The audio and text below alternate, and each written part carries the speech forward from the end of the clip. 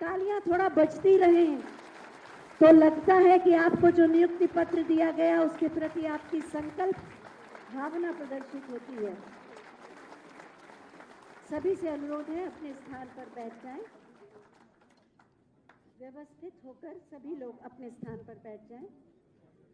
Mission रोजगार के अंतर्गत आज 12 विभागों के 1334 अवर अभियंताओं, संगणक और फोरमैन की नियुक्ति पत्र वितरण समारोह में हम सब के प्रणेता माननीय मुख्यमंत्री श्री योगी आदित्यनाथ जी का हृदय से स्वागत करते हैं। मैं चाहूंगी तालियों के प्रणाम आप उन तक पहुंचाएं। साथ ही हम माननीय उप मुख्यमंत्री माननीय श्री केशव प्रसाद मौर्य जी का भी स्वागत करते हैं, तालियों के प्रणाम। और साथ ही साथ मंचासीन समस्त सम्मानित मंत्रीगण का जोरदार तालियों से स्वागत करें। और अब मैं मुख्य सचिव आदरणीय श्री मनोज कुमार सिंह जी से अनुरोध करूंगी कि हम सब की ओर से अतिथियों का अपने उद्बोधन के माध्यम से स्वागत भी करें और आज के इस कार्यक्रम की भूमिका के बारे में जानकारी दें। नमस्कार माननीय मुख्यमंत्री जी, माननीय उप मुख्यमंत्री जी, मंच पर आसीन माननीय मंत्रीगण, सभागार में उपस्थित सभी अधिकारी साथियों और सभी आज जिनको नियुक्ति पत्र मिल रहा है सभी अधिकारी साथी, मैं सबसे पहले आप सबका उत्तर प्रदेश शासन और प्रशासन के इस परिवार में एक नए सदस्य के रूप में आज स्वागत करता हूं और ये उम्मीद करता हूं कि आपकी करियर और आपकी सेवा काल एक बहुत ही उत्कृष्ट स्तर का रहेगा। पूरे 140 करोड़ आबादी के देश में सिर्फ 3 करोड़ लोग ऐसे हैं जिनको केंद्र सरकार, राज्य सरकार या PSUs में नौकरी मिली है। ये एक बहुत ही अच्छा माध्यम है समाज के लिए, प्रदेश के लिए और देश के लोगों के लिए कुछ करने का। इस तरह का अवसर बहुत कम लोगों की ज़िंदगी में मिलता है। आप खुशनसीब हैं जो एक बहुत ही अच्छी, स्वच्छ, पारदर्शी व्यवस्था के तहत चयनित होकर आज आप उत्तर प्रदेश प्रशासन और शासन की परिवार में शामिल हो रहे हैं। साथियों, इस अवसर पे मैं आप सबका एक बार फिर से स्वागत करता हूं और माननीय मुख्यमंत्री जी का और सभी माननीय मंत्रीगण का इस कार्यक्रम में स्वागत करता हूं। धन्यवाद।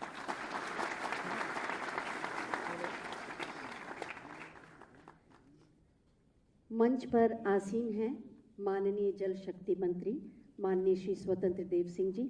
हम उनसे भी अनुरोध करेंगे कि आज के इस अवसर पर हमारा मार्गदर्शन करें। राज्य के लोकप्रिय, यशस्वी, तेजस्वी मुख्यमंत्री आदरणीय योगी आदित्यनाथ जी, आदरणीय केशव मौर्य जी, आदरणीय ओम प्रकाश राजभर जी, हमारे सभी सम्मानित मंत्रीगण,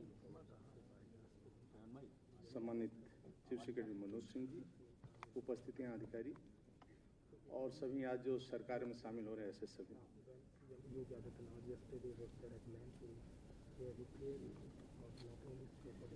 ये ऐसा इसलिए हो पा रहा है कि ये महाराज जी का कार्य है।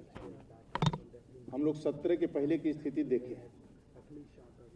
17 के पहले ऐसी नियुक्तियां होती थी जिसकी कल्पना हम लोग नहीं कर सकते, लेकिन महाराज जी के कारण आज मैं कह सकता हूं कि न जातिवादी है न भ्रष्टाचार। जातिवाद भी 1% नहीं है और भ्रष्टाचार भी 1% नहीं है। हमें कभी एक रिक्शा चालक मिल गया और वो कहा दौड़ते हुए मेरे पास आया और मैं मंच से उतर रहा था, दौड़ते हुए गाजीपुर में आया, बोला कि भाई साहब आप योगी जी को बधाई दे देना क्योंकि मेरी बेटी सिपाही की नौकरी पा गई और 1 रुपया का भ्रष्टाचार नहीं।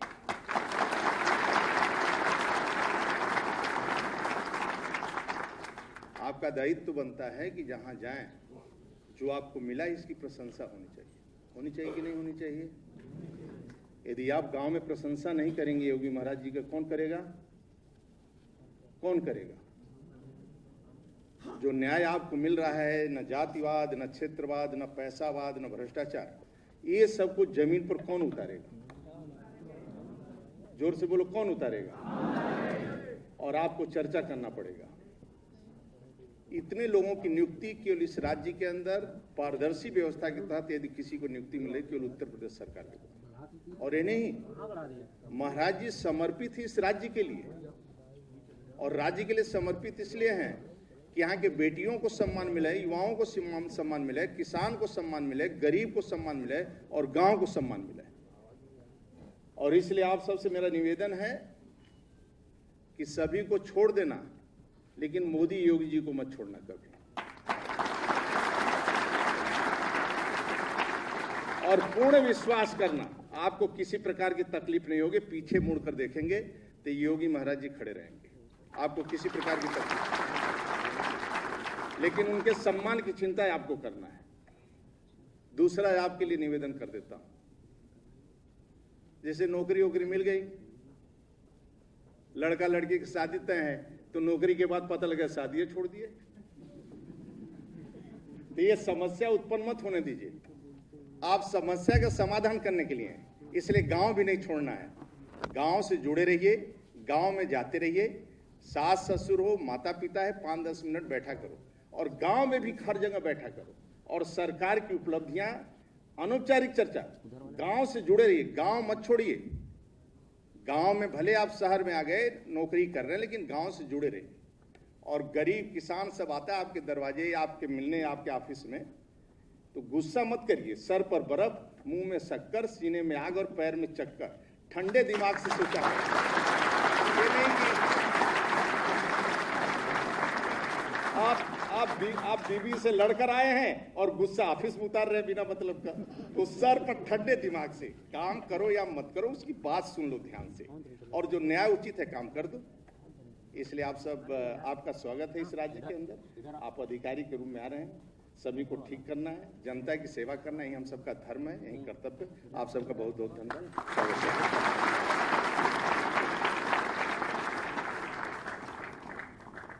धन्यवाद माननीय। और अब हम मंच पर आसीन माननीय उप मुख्यमंत्री श्री केशव प्रसाद मौर्य जी से अनुरोध करेंगे कि आज के इस अवसर पर अपने हृदय के उद्गार व्यक्त करें।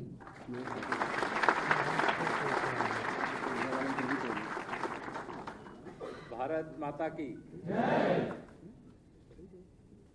उत्तर प्रदेश के यशस्वी मुख्यमंत्री आदरणीय योगी आदित्यनाथ जी, हमारे कैबिनेट के जो वरिष्ठ साथीगण, स्वतंत्र देव जी को सब लोग पहचानते हैं ना? स्वतंत्र देव जी हमारे जल शक्ति मंत्री, बहुत व्यवहारिक और जमीनी व्यक्ति हैं, इसलिए बहुत जमीनी बातें आप सबसे किया।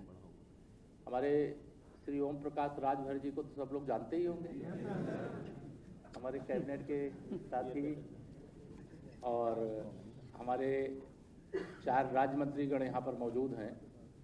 उधर हम बात करें किनारे से, मातृशक्ति विजय लक्ष्मी गौतम जी,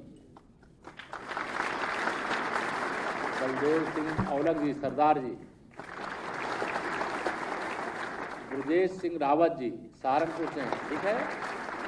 और इधर हमारे राठौड़ जी, आपके गुरु राठौड़ जी के नाते बहुत एक सामान्य उससे राजनीति करते हुए यहाँ आज सरकार के माननीय मंत्री का दायित्व निर्वाह कर रहे हैं।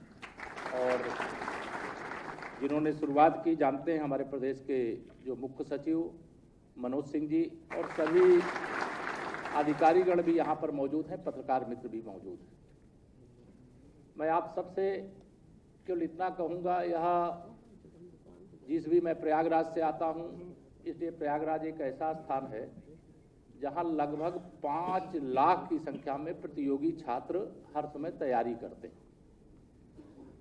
और वह जो तैयारी करने के लिए आते हैं, ऐसे ऐसे परिवारों से आते हैं जिन परिवारों से मतलब उनको प्रयागराज में रह कर के कमरा और उनके पढ़ाई की व्यवस्था करना बहुत मुश्किल होता है। लेकिन तैयारी करते हैं, फिर परीक्षा में हिस्सा लेते हैं, और सफलता जब प्राप्त हो जाती है तो उसका कोई उसका किसी शब्द की सीमा में बांधा नहीं जा सकता। मेरा केवल आप सबसे इतना कहना है, सपा बसपा कांग्रेस में राजनीतिक बात कर रहा हूं, और जो आपके अभी सीनियर होंगे उनसे भी बात करना। शायद बता दें, आप लोग जब सरकारी सेवा में जा रहे हो तो पहले की सरकारों के समय बिना रिश्वत दिए किसी को नौकरी नहीं मिलती थी। और दावे से कहते हैं हम लोग, आदरणीय योगी जी के नेतृत्व में जब से प्रदेश में हमारी सरकार बनी और 2014 में जब देश में माननीय नरेंद्र मोदी जी के नेतृत्व में सरकार बनी, तो ये डबल इंजन की सरकार ने भारतीयों से भ्रष्टाचार के रावण को जला करके राख कर दिया। एक बड़ी चर्चा होती थी जब कोई परीक्षा होती थी, तो क्या चर्चा होती थी कि पेपर लीक हो गया। और यह एक गैंग था, पूर्ववर्ती सरकारों के द्वारा खड़ा किया गैंग। और वह गैंग जो प्रतिभाशाली बच्चे होते थे उनके सामने इस प्रकार का संकट बन करके खड़ा हो जाते थे कि जो प्रतिभाशाली हैं उनको सफलता नहीं मिल रही है, लेकिन जो गैंग सक्रिय था, चाहे वो रिश्वत लेकर के, चाहे पेपर लीक करा करके, तमाम प्रकार से, वो ऐसे लोगों को सफलता मिल जाती थी जिनको सफलता नहीं मिलनी चाहिए थी। लेकिन आज मैं यहाँ बधाई दूंगा, उत्तर प्रदेश में अभी पुलिस भर्ती की बहुत बड़ी परीक्षा संपन्न हुई और वह परीक्षा का पेपर लीक करने वाले गिरोह थर थर कांप रहे थे और वह परीक्षा बहुत शानदार ढंग से संपन्न हुई है, वो आप सब जानते हैं। मैं आप सबसे केवल इतना कहना चाहता हूँ, आपका उज्जवल भविष्य हो। आज आपको पहली ये नियुक्ति पत्र यहाँ मिलेगा और इसके बाद आप अपनी सेवा की शुरुआत करोगे। ये सेवा शुरू करने से पहले हम सबको तमाम ट्रेनिंग आदि जो बच्चे हैं जिनको सफलता मिली है वो सब प्रक्रिया का हिस्सा है, वो किया जाएगा। लेकिन अपने जीवन का एक लक्ष्य रहना चाहिए। जैसा अभी स्वतंत्र जी ने कहा, आप जिस भी जिम्मेदारी को निर्वाह करने जा रहे हो, जो काम आप कर सकते हो, कोई समस्या लेकर के आता है तो उस काम को जरूर करो। अगर कोई काम करने लायक नहीं है तो उससे प्यार से बात करो और बताओ कि ये काम इसलिए नहीं हो सकता है, संतुष्ट करने की। आप एक ऐसी जिम्मेदारी का निर्वाह करने जा रहे हैं कि आपकी प्रतिदिन बहुत सारे लोगों से भेंट होगी। आप कई विभागों में, अभी यहाँ पर देख रहा था, आज 1334 की संख्या है, जिनको 377 की संख्या है जिनको आज यहाँ जिम्मेदारी यह मिलने जा रही है। उसमें जो हमारा आवास और शहरी नियोजन है उसमें 111 बच्चे हैं। ग्रामीण अभियंत्रण विभाग जिसका दायित्व मेरे पास ही है, उसमें 276 की संख्या में अभियंतागण आज यहाँ पर शामिल हो रहे हैं। और ऐसे अलग अलग विभाग हैं, उनको पढ़ने की मुझे आवश्यकता नहीं, आप सब जानते हैं। आप सबके उज्जवल भविष्य की कामना कर रहा हूँ। जैसे एक आदर्श सेवा करने का मौका भ्रष्टाचार मुक्त भर्ती के माध्यम से आपको मिला है, वैसे ही आदर्श सेवा जिस पद को आप सुशोभित करने जा रहे हैं वहां बैठ करके आप देने का काम करिएगा। और मुझे पूरा विश्वास है आप सब प्रतिभाशाली हो, बुद्धिजीवी हो और आप सब बातों को समझते हो और उसको समझ करके आप अच्छा से अच्छा पॉजिटिव चर्चा बहुत जरूरी है। पहले अगर रिश्वत से नौकरी मिलती थी, आज बिना रिश्वत के नौकरी मिल रही है, इसकी चर्चा आपको ही करनी है। करोगे? इसकी चर्चा आपको करनी है। किसी को रिश्वत नहीं देनी पड़ी? नहीं, कोई को देनी पड़ी हो शायद? नहीं। ये देखिए, ये उत्तर प्रदेश है जहां पहले बिना रिश्वत के नौकरी नहीं मिलती थी। आज बिना रिश्वत के नौकरी मिली है आपको और आपको आज नियुक्ति पत्र मिलने जा रहा है।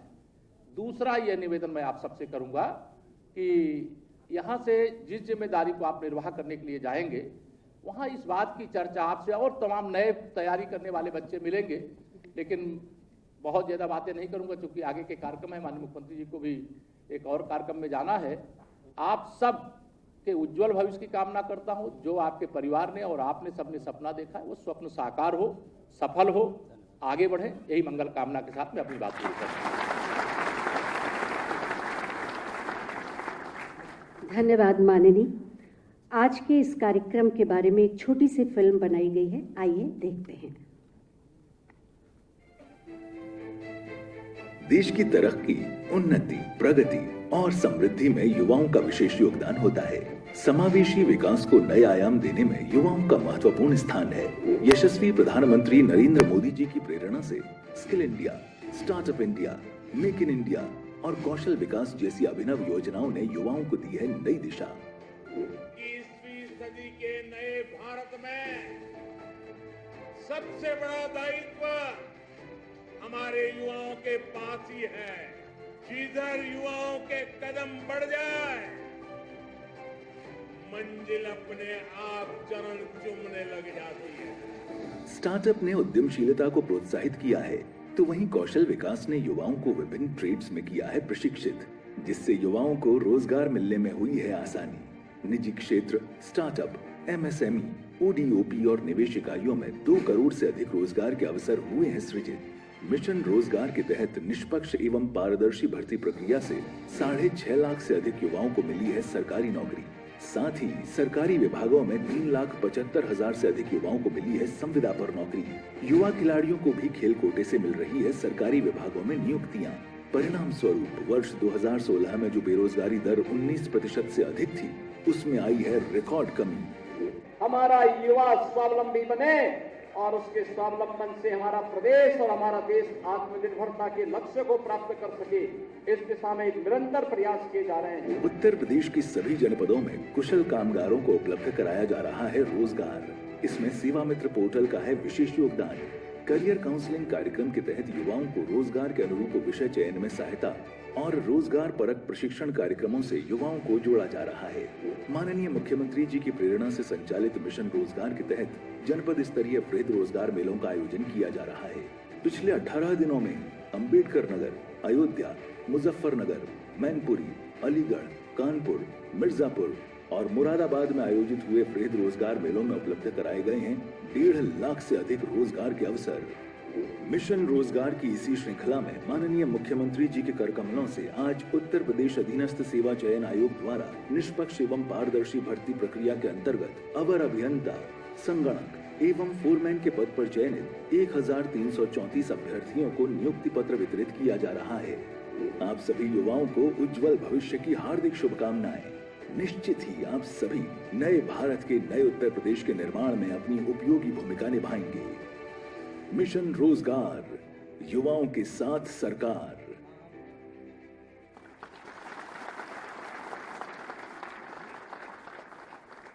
इस वृहद सोच के साथ आज का ये आयोजन किया जा रहा है और अब समय है नियुक्ति पत्र प्रदान करने का। मैं माननीय मुख्यमंत्री महोदय तथा मंचासीन समस्त अतिथियों से अनुरोध करूंगी कि इसे प्रदान करने में हमारा सहयोग करें। मैं नाम ले रही हूं, सभी लोग पंक्तिबद्ध होकर आ जाएं आगे। श्री अखिल मिश्रा जल्दी से आ जाएं,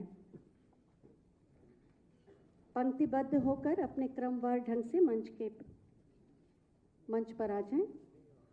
श्री अखिल मिश्र आवास एवं शहरी नियोजन विभाग में नियुक्ति हुई।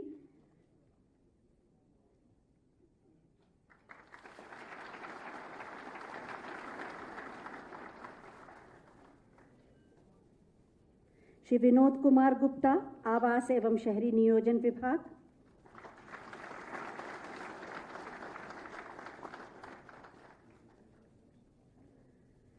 सुश्री अलका भारती आवास एवं शहरी नियोजन विभाग।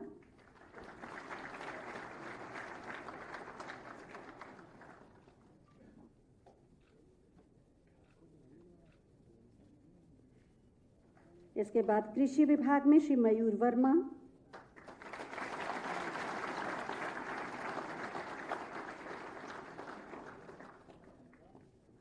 इसके बाद नगर विकास विभाग श्री ब्रिजेश यादव।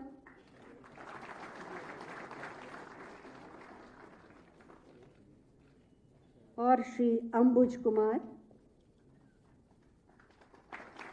इसके बाद ग्रामीण अभियंत्रण विभाग की नियुक्ति पत्र दिए जाएंगे। सुनील त्रिपाठी।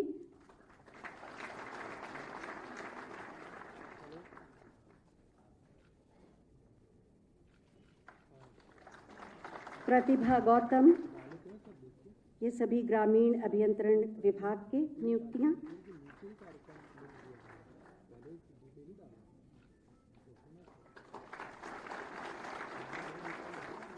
श्री मृदुल शर्मा। और इसके बाद सिंचाई एवं जल संसाधन विभाग की नियुक्तियां।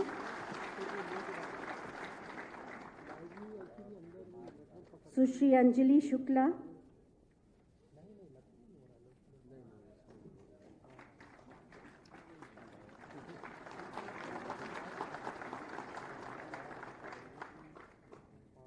जयप्रकाश यादव, ये भी सिंचाई एवं जल संसाधन विभाग के हैं।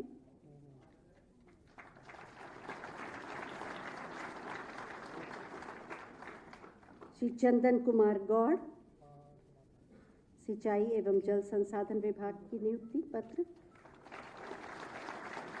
और इसके बाद औद्योगिक विकास विभाग का नियुक्ति पत्र श्री आलोक कुमार सिंह,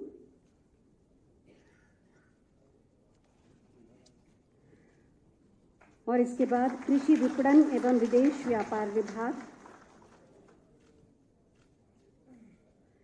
सुश्री काजोल द्विवेदी,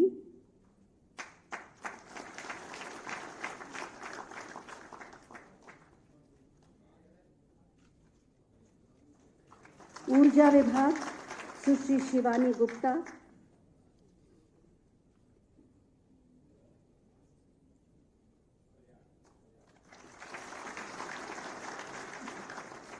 लोक निर्माण विभाग सुश्री अंजलि गंगवार,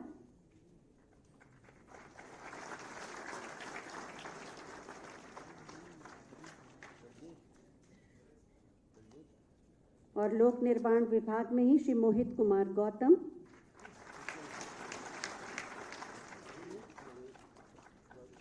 और इसके बाद नमामि गंगे एवं ग्रामीण जल आपूर्ति विभाग की नियुक्तियां श्री सौरभ,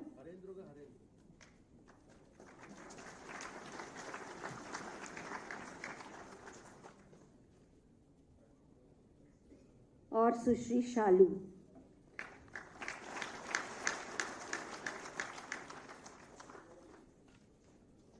सभी के लिए एक बार जोरदार तालियां।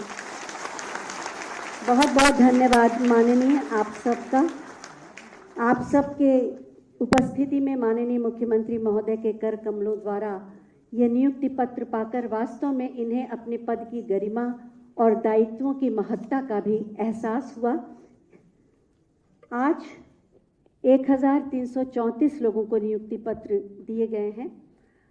नियुक्ति पत्र पाकर कैसा लगा उन्हें, उनका अनुभव क्या रहा, क्योंकि ये सिर्फ एक कागज़ का टुकड़ा नहीं बल्कि आपके उज्जवल भविष्य का एक लेख है जिससे आपके जीवन की दिशा बदलेगी। 5 लोग ने इच्छा जाहिर की है अपने अनुभवों को आपके साथ बांटने की। मैं उनसे अनुरोध करूंगी कि वो अपनी बात कहें। इस क्रम में सबसे पहले श्री मृदुल शर्मा खड़े हो जाएं आप, तो माइक आपके पास आ जाएगा। माननीय मुख्यमंत्री जी एवं यहाँ उपस्थित सभी अतिथिगण को मेरा सादर प्रणाम। मेरा नाम मृदुल शर्मा है। मैं जनपद बिजनौर का मूल निवासी हूँ। सिविल इंजीनियरिंग में डिप्लोमा करने के बाद मेरी इच्छा थी कि मैं अवर अभियंता पद पर सरकारी नौकरी करूँ, जो इस सरकार द्वारा बहुत ही पारदर्शी तरीके से आयोग द्वारा भर्ती परीक्षा कराई गई, जिसमें मेरा चयन ग्रामीण अभियंत्रण विभाग में अवर अभियंता सिविल के पद पर हुआ है, जिससे मैं उत्तर प्रदेश के विकास में सहयोग कर सकूंगा एवं अपने माता पिता और परिवारजनों की अच्छे से देखभाल कर सकूंगा। मैं सरकार और माननीय मुख्यमंत्री जी का बहुत बहुत आभार प्रकट करता हूं। धन्यवाद। सोनू,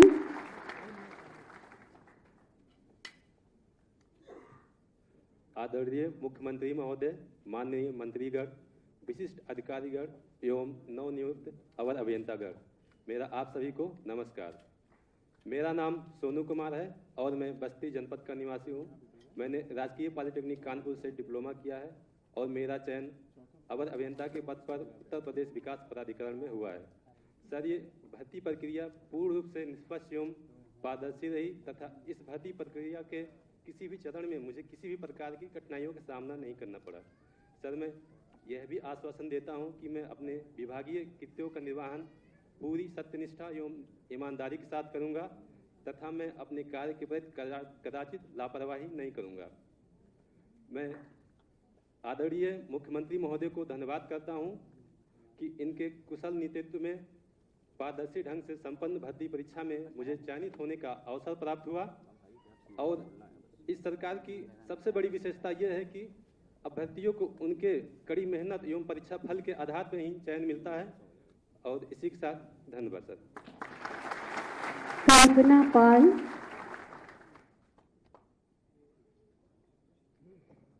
माननीय मुख्यमंत्री महोदय जी को मेरा बहुत बहुत धन्यवाद और सभी विशिष्ट अतिथि सबको मेरा बहुत बहुत धन्यवाद।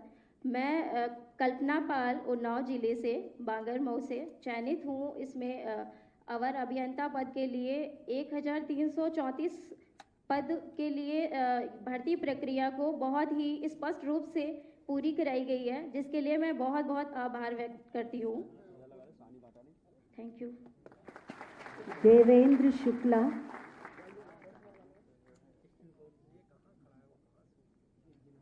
आदरणीय मुख्यमंत्री का बहुत बहुत धन्यवाद करता हूं और सभी मंत्रीगण का धन्यवाद करता हूं। मेरा नाम देवेंद्र कुमार शुक्ला है, अमेठी से हूं और मेरा चयन माइनर इरिगेशन में हुआ है। और ये चयन प्रक्रिया में पारदर्शी तरीके से गवर्नमेंट ने इसमें सहयोग किया। हम लोगों को नियुक्ति प्रक्रिया बहुत शीघ्र मिल रही है। इसके लिए मैं माननीय मुख्यमंत्री जी का और सभी मंत्रीगण का तहे दिल से धन्यवाद देता हूँ, जिन्होंने युवाओं को रोजगार दिया और निष्पक्ष तरीके से दिया। धन्यवाद। और अंत में सुशील। सर्वप्रथम मैं माननीय मुख्यमंत्री और मंत्रीगण को सादर प्रणाम करता हूँ। मेरा नाम सुशील कुमार सोनी है। मैं अयोध्या जिले का निवासी हूँ। अयोध्या पॉलिटेक्निक से मैंने डिप्लोमा किया। मेरे पिताजी इलेक्ट्रॉनिक्स की दुकान छोटी सी चलाते हैं और सामान्य परिवार से हूँ मैं। मेरा चयन उत्तर प्रदेश अधीनस्थ सेवा चयन आयोग की तरफ से आयोजित अवर अभियंता परीक्षा में लोक निर्माण विभाग में जूनियर इंजीनियर पद पर हुआ है। मैं माननीय यशस्वी लोकप्रिय माननीय मुख्यमंत्री जी को हृदय की अनंत गहराइयों से धन्यवाद ज्ञापित करना चाहता हूँ कि आयोग द्वारा जो परीक्षा हुई पूरी पारदर्शी, निष्पक्ष एवं उसकी शुचिता बनाई रखी गई। किसी प्रकार की कोई धांधली नहीं हुई। इसके लिए मैं माननीय मुख्यमंत्री को पुनः धन्यवाद ज्ञापित करना चाहता हूँ और धन्यवाद सर। बहुत बहुत धन्यवाद। हम जानते हैं कि आप सबका मन कर रहा है अपनी बात माननीय मुख्यमंत्री महोदय तक पहुंचाने का, लेकिन समय की अपनी सीमा है। निष्पक्षता, पारदर्शिता और ईमानदारी से लिए गए साहसिक निर्णयों ने माननीय मुख्यमंत्री जी को हमारे देश का सबसे लोकप्रिय मुख्यमंत्री बनाया है। ये हम सब के लिए गौरव की बात है। मैं बहुत ही आदर के साथ माननीय मुख्यमंत्री महोदय से अनुरोध करूंगी कि अपने मार्गदर्शन से हमें कृतार्थ करें। आप सबकी जोरदार तालियों के अभिवादन के साथ।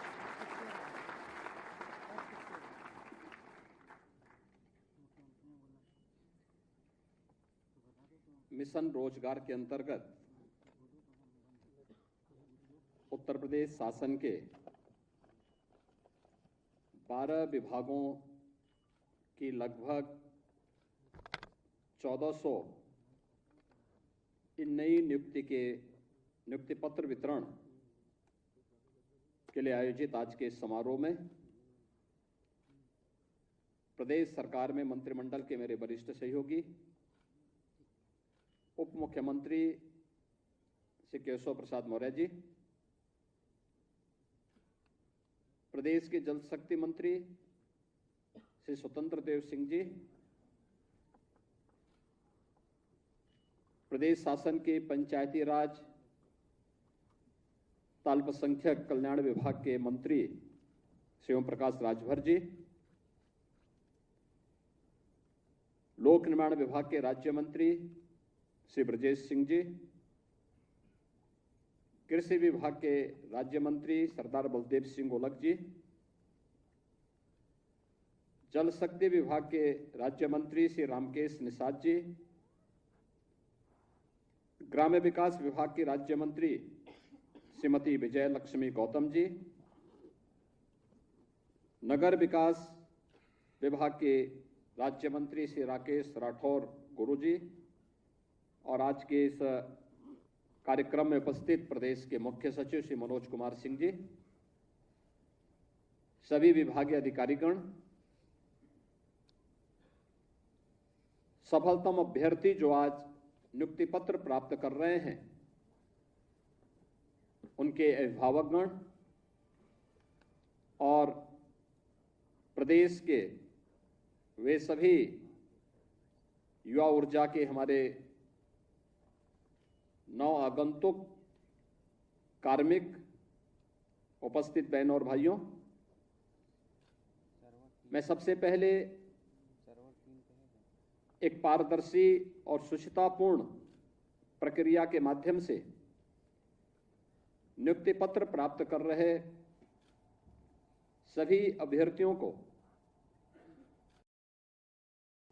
हृदय से बधाई देता हूं, उनके अभिभावकों का हृदय से अभिनंदन करता हूं।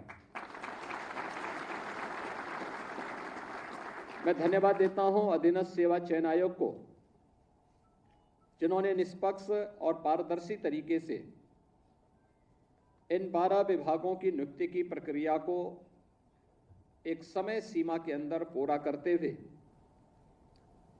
प्रदेश के इन युवा ऊर्जा के प्रतीक, इन प्रतिभाशाली युवाओं को उत्तर प्रदेश शासन का विभिन्न विभागों का हिस्सा बनाया है। मेरे लिए और भी प्रसन्नता का क्षण है, जब नियुक्ति पत्र वितरित हो रहे थे, मेरी इच्छा थी कि जो 1377 अभ्यर्थी हैं, उन सभी को मैं यहां पर नियुक्ति पत्र वितरित करूं, लेकिन आपकी भी और मेरी भी समय की एक सीमा है। लेकिन जिन भी लोगों को यहां पर नियुक्ति पत्र हम लोगों ने वितरित किए, मैं पूछ रहा था उन लोगों से कि भाई आप कौन जनपद के रहने वाले हैं। मैं देख रहा था उसमें बिजनौर का भी था तो गाजीपुर का भी था, चंदौली का भी था, ललितपुर का है तो सिद्धार्थनगर का भी है। यानी हर जनपद का प्रतिनिधित्व इन नियुक्तियों में आपको दिखता होगा। न जाति का भेद, न क्षेत्र का, न किसी प्रकार का न भेद, केवल प्रतिभा और आरक्षण के नियमों का पालन करते हुए प्रतिभाशाली युवाओं को नियुक्ति की प्रक्रिया के साथ जोड़ करके प्रदेश की इस नियुक्ति की प्रक्रिया के माध्यम से आदरणीय प्रधानमंत्री जी के मिशन रोजगार के अभियान को आगे बढ़ाते हुए इन प्रतिभाशाली युवाओं की ऊर्जा और प्रतिभा का लाभ लेते हुए उत्तर प्रदेश को $1 ट्रिलियन की इकोनॉमी के लक्ष्य को प्राप्त करने की ओर तेजी के साथ आगे बढ़ाना, और आज वह लक्ष्य हमारे लिए अब बहुत नजदीक दिखता है। हम लोगों ने उन लक्ष्य को प्राप्त किया है।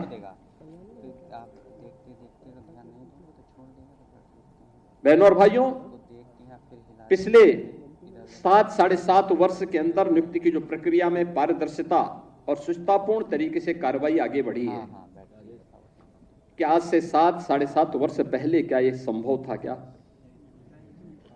और उस समय जिस प्रकार की अराजकता थी, आप सोचो कि हम लोग 6.5 लाख से अधिक सरकारी नियुक्ति प्रदेश के युवाओं को देते हैं। इन युवाओं ने अपनी ऊर्जा और प्रतिभा का लाभ प्रदेश को दिया है। आज जब हमारे पास मैन पावर की कमी पूरी हुई, तो यही प्रदेश जो देश के विकास का बैरियर माना जाता था, आज सरपट तरीके से दौड़ता हुआ दिखाई दे रहा है। और यही प्रदेश जो बैरियर था, आज देश के विकास का ग्रोथ इंजन बना है। यही प्रदेश ग्रोथ इंजन बनकर के उभरा है। आज से 7.5 वर्ष पहले यह प्रदेश देश की 7वीं बड़ी अर्थव्यवस्था के रूप में जाना जाता था, कि अर्थव्यवस्था में 7वें नंबर पर थे। आज यही प्रदेश नंबर 2 की अर्थव्यवस्था बन चुका है। और मेरा यह मानना है कि नियुक्ति की प्रक्रिया जितनी पारदर्शी होगी और जितनी निष्ठा और ईमानदारी के साथ नियुक्ति हो रही है, उसी निष्ठा और ईमानदारी के साथ अगर हर कार्मिक कार्य करने लग जाएगा, तो अगले 3 से 4 वर्ष में उत्तर प्रदेश देश की नंबर 1 की अर्थव्यवस्था होगा। नंबर 1 की अर्थव्यवस्था का मतलब हर हाथ को काम होगा, हर चेहरे पर खुशहाली होगी, हर बेटी सुरक्षित होगी, हर व्यापारी का सम्मान होगा, अन्नदाता किसान प्रसन्न होगा, और समाज में चारों ओर खुशहाली होगी। और उस खुशहाली को लेकर के ही डबल इंजन की सरकार कार्य कर रही है, बिना भेदभाव के कार्य कर रही है। 2017 के पहले जो लोग प्रदेश में लूट खसोट मचाए थे, आज जब उनके सपनों पर पानी फिर चुका है तो अब टीपू भी चले सुल्तान बनने। सपना देख रहे हैं, सपना देख रहे हैं। आपने देखा होगा ना, आज से 8-10 वर्ष पहले एक धारावाहिक आया था, मुंगेरी लाल के हसीन सपने। सपना देखना, वैसे भी इन लोगों को सपने ही दिखाई देते हैं। सपने देखने की इन लोगों की आदत रही है, क्योंकि तब जब जनता ने इन्हें अवसर दिया था तब उन्होंने प्रदेश के युवाओं के भविष्य के साथ खिलवाड़ करने में कोई गुरेज नहीं की थी। पहचान का संकट खड़ा किया था, पहचान का संकट खड़ा किया था प्रदेश के सामने, युवाओं के सामने, व्यापारियों के सामने, यहां के उद्यमियों के सामने। और इन युवाओं के भविष्य के साथ खिलवाड़ किया था। आज तो मैं देख रहा था, ये युवा आज तो चाहे वह किसी भी जिले का हो, आज नियुक्ति प्राप्त करने का अधिकारी दिखता है, बेझिझक आ सकता है। और इसलिए मैं कह रहा हूं कि आपकी प्रतिभा है, आप सिलेक्शन हो गए। आप में क्षमता थी, आपका सिलेक्शन हो गया, कोई आपके मार्ग में बैरियर नहीं बना। और आपकी योग्यता और क्षमता के बाद भी अगर कोई बैरियर बनता तो उसी बैरियर को हटाने के लिए तो हम लोग हैं, ये मंच है, उसी बैरियर को हटाने के लिए हम लोग यहां पर आए हैं। और आगे भी हम इस बात के लिए आश्वस्त करते हैं प्रदेश के युवाओं को कि उनकी योग्यता और क्षमता के सामने अगर कोई बैरियर बनेगा, उस बैरियर को हटाएंगे, उस बैरियर को तोड़ेंगे। और जो लोग फिर भी बेईमानी और भ्रष्टाचार फैलाएंगे तो उनकी संपत्ति को कुड़क करके गरीबों में वितरित करने का काम भी करेंगे, कोई गुरेज नहीं करेंगे।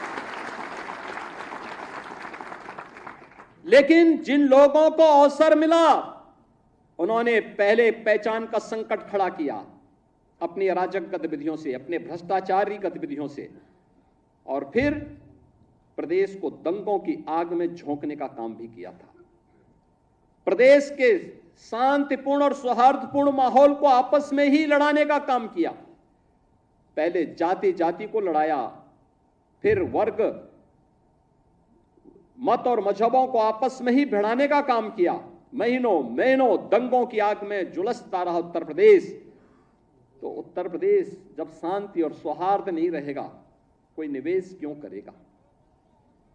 विकास कैसे हो पाएगा? पहचान का संकट खड़ा होगा, हर तबके का व्यक्ति तबाह होगा।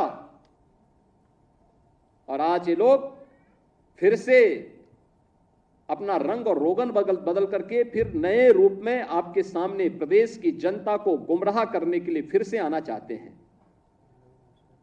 बुलडोजर पे हर एक व्यक्ति के हाथ नहीं फिट हो सकते, इसके लिए दिल और दिमाग दोनों चाहिए, दिल और दिमाग दोनों चाहिए। बुलडोजर जैसी क्षमता और दृढ़ प्रतिज्ञा जिसमें हो वही बुलडोजर चला सकता है। दंगाइयों के सामने नाक रगड़ने वाले लोग बुलडोजर के सामने वैसे ही पस्त हो जाएंगे। और इसीलिए मैं आप सबसे कहना चाहता हूं कि प्रदेश सरकार ने जो प्रक्रिया अपनाई है पारदर्शी तरीके से, अपेक्षा भी हम यही रखते हैं। जनता से जुड़े हुए कोई भी कार्य, कोई देर नहीं होनी चाहिए। ईज ऑफ लिविंग के लक्ष्य को प्राप्त करना, ईज ऑफ डूइंग बिजनेस जब हम लोग आए थे, यानी व्यवसाय की सुगमता जब हम लोग आए थे 17 में, 14वें नंबर पर उत्तर प्रदेश था। आज हम अचीवर स्टेट हैं। 1 और 2 की लड़ाई में उत्तर प्रदेश आज आगे बढ़ रहा है, तेजी के साथ आगे बढ़ रहा है। हमने रिफॉर्म किए, प्रदेश को आगे बढ़ाया।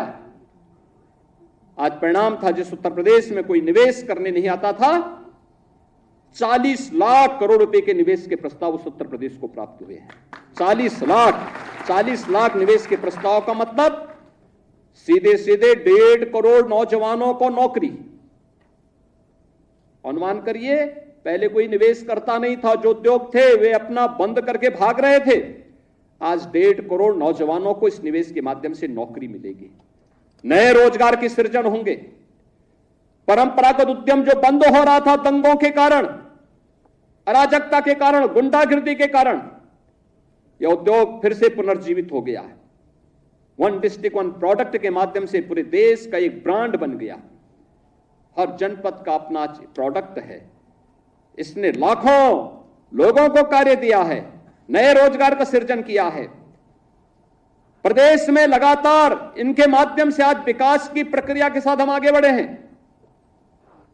कनेक्टिविटी बेहतर हुई है, एक्सप्रेसवे के रूप में, इंटर स्टेट कनेक्टिविटी के रूप में, जनपद मुख्यालयों को 4 लेन के साथ जोड़ा गया है।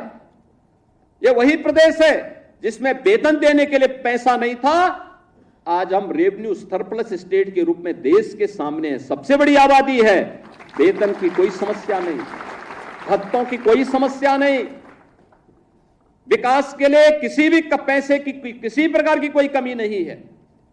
हम सड़क भी बना रहे हैं, बिजली भी पहुंचा रहे हैं, जनता के लोक कल्याणकारी कार्यक्रम को भी आगे बढ़ा रहे हैं। 1 करोड़ परिवार तो ऐसे हैं जिनको 12,000 रुपए सालाना पेंशन की सुविधा डबल इंजन की सरकार प्रदान कर रही है। ये तभी कर पा रहे हैं जब प्रदेश के पास पैसा है। भीख मांग के दान नहीं दिया जाता है, ये जब क्षमता है तब सरकार इसको कर पा रही है। कन्या सुमंगला योजना के माध्यम से बेटी के जन्म लेने से लेकर के स्नातक तक की पढ़ाई के लिए 25,000 रुपए सरकार उपलब्ध करवा रही है। इसलिए क्योंकि प्रदेश के पास पैसा है। सामूहिक विवाह योजना के माध्यम से बेटी की शादी के लिए प्रदेश सरकार पैसा उपलब्ध करवा रही है, बिना भेदभाव के उपलब्ध करवा रही है। इसलिए क्योंकि प्रदेश के पास पैसा है।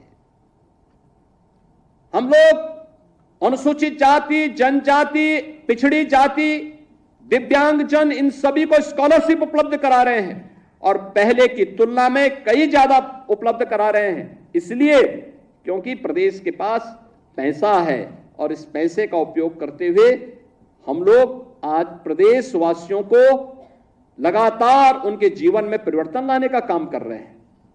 बहनों और भाइयों, यह सरकार की, चाहे वह विकास के कार्य हो, चाहे वह लोक कल्याणकारी कार्य हो, चाहे वह प्रदेश सरकार के द्वारा एयर कनेक्टिविटी को बेहतर करने की दिशा में किया गया प्रयास हो। पहले प्रदेश में जब दंगे होते थे, अराजकता थी, तो एयर कनेक्टिविटी जोड़ के करेंगे क्या? हवाई जहाज से आएगा कौन? कोई नहीं आता था। आज तो 2 एयरपोर्ट से हम 9 एयरपोर्ट को तो क्रियाशील कर चुके हैं। 10 नए एयरपोर्ट पे हमारे कार्य चल रहे हैं। जो एयरपोर्ट 9 चल रहे हैं, इनमें से 4 तो इंटरनेशनल एयरपोर्ट हैं। 5वां भारत का सबसे बड़ा एयरपोर्ट भी हम उत्तर प्रदेश के अंदर जेवर में बना रहे हैं। आखिर यह काम लंबे समय तक प्रदेश में शासन करने वाली कांग्रेस, समाजवादी पार्टी या बहुजन समाजवादी पार्टी क्यों नहीं कर पाई? ये इंफ्रास्ट्रक्चर क्यों नहीं दे पाए? ये तो बिजली देने में भेदभाव करते थे, ये लोग तो सड़क बनाने में भेदभाव करते थे, ये लोग तो नौजवानों को नौकरी देने में भेदभाव करते थे। कोई कल्पना भी नहीं कर सकता। मैं भी बैठा हुआ था यहां पे, ओम प्रकाश राजभर जी मुझे बता रहे थे कि पहली बार पंचायती राज विभाग में किसी राजभर की नियुक्ति हो रही है। और मुझे लगता है तो देखिए उन्होंने उनकी पीड़ा, राजभर, एक राजभर नौजवान की नियुक्ति, ये चीजें दिखाती हैं पारदर्शी तरीके से नियुक्ति हो रही है।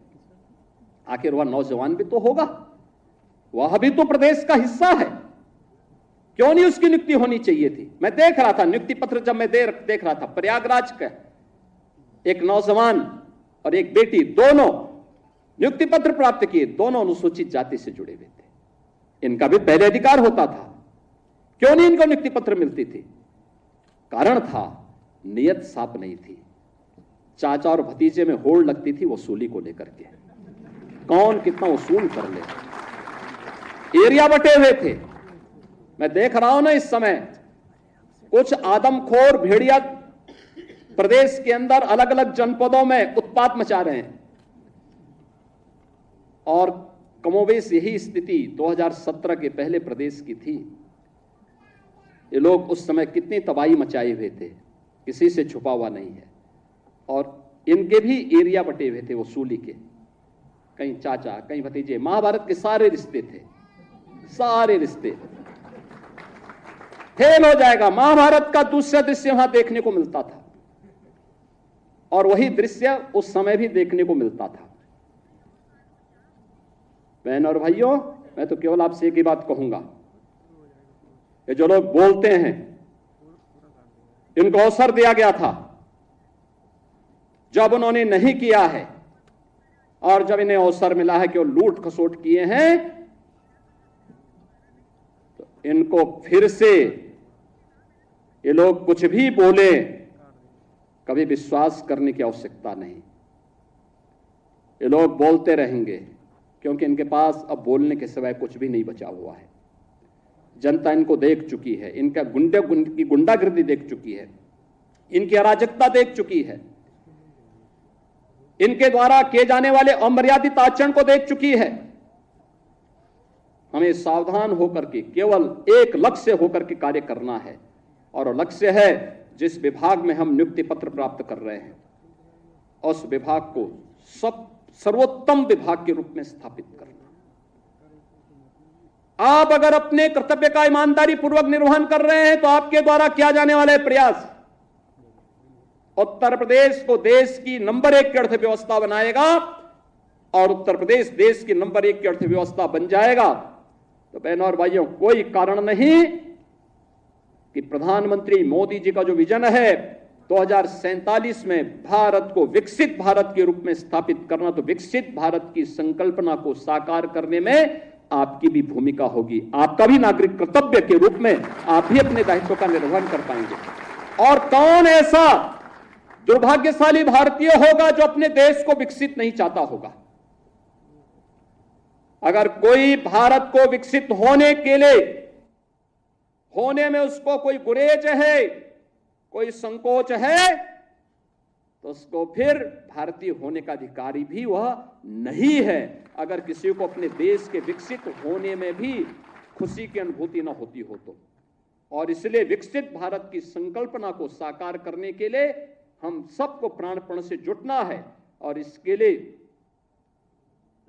जिस शुचितापूर्ण, ईमानदारीपूर्ण, निष्पक्ष तरीके से नियुक्ति की प्रक्रिया के साथ आज आपको जोड़ा जा रहा है, इसी निष्पक्ष तरीके से आप भी अपने जीवन काल में कार्य करेंगे, क्योंकि आपको 30 से 35 वर्ष तक शासन के अलग अलग विभागों में कार्य करने का अवसर प्राप्त होगा। और उन 30 से 35 वर्षों का जो आपके जीवन का कार्यकाल होगा, वह इस बात पर निर्भर करेगा कि आपने कितनी निष्ठा के साथ, कितनी त्वरित गति के साथ अपने कार्यों का निर्वहन किया है। और जब आप 30-35 वर्ष के बाद अपनी सेवा में निवृत्त होंगे, तब तक हमारा देश एक विकसित भारत के रूप में स्थापित होगा। विकसित भारत जिसमें भारत की हर नागरिक के चेहरे पर खुशहाली होगी, सीमाएं सुदृढ़ और भी सुदृढ़ होंगी, भारत दुनिया का नेतृत्व कर रहा होगा। उस विकसित भारत की संकल्पना के लिए समर्पित भाव के साथ हम सबको कार्य करना है। मैं एक बार फिर से आपके सभी जो 1334 हमारे अभ्यर्थी आज यहां पर नियुक्ति की प्रक्रिया के साथ जुड़े हैं, आप उनके सभी अभिभावकों का मैं अभिनंदन करता हूं। उनके सपने साकार हो रहे हैं। अधीनस्थ सेवा चयन आयोग ने इस प्रक्रिया के माध्यम से, पारदर्शी नियुक्ति की प्रक्रिया के माध्यम से उन्हें नियुक्ति पत्र वितरित किया है, ये वितरण किया जा रहा है। सभी सफल अभ्यर्थियों को मैं हृदय से बधाई देता हूं। अधीनस्थ सेवा चयन आयोग के सभी अधिकारियों को भी हृदय से धन्यवाद देते हुए आप सबके प्रति अपनी शुभकामनाएं देता हूं और विश्वास करता हूं कि आप विभाग में सर्वोत्तम करने का प्रयास करेंगे। आप सबके प्रति मेरी शुभकामनाएं। धन्यवाद। जय हिंद। बहुत बहुत धन्यवाद माननीय, आपके प्रेरणादायी उद्बोधन के लिए, मार्गदर्शन के लिए। हमें विश्वास है आपने जो अपेक्षा की है ये सभी अभ्यर्थी उस पर खरा उतरेंगे। सभी की इच्छा है कि आज के इस आयोजन की स्मृतियों को अपने साथ रखने के लिए आपके साथ एक ग्रुप फोटो खिंचाने के लिए मैं माननीय मुख्यमंत्री महोदय से और मंचासीन सभी अतिथियों से अनुरोध करूंगी कि मंच के समक्ष सभागार की प्रथम पंक्ति में अपना आसन ग्रहण करने की कृपा करें। सभी लोग पीछे बैठे रहें। आप सबके हाथ में नियुक्ति पत्र है? अच्छा, अभी नीचे कर लें। जब माननीय मुख्यमंत्री जी आसन पर विराजमान हो जाएंगे तब हम भारत माता की जय बोलेंगे, तो आप सब अपना नियुक्ति पत्र ऊपर करिएगा, ठीक है?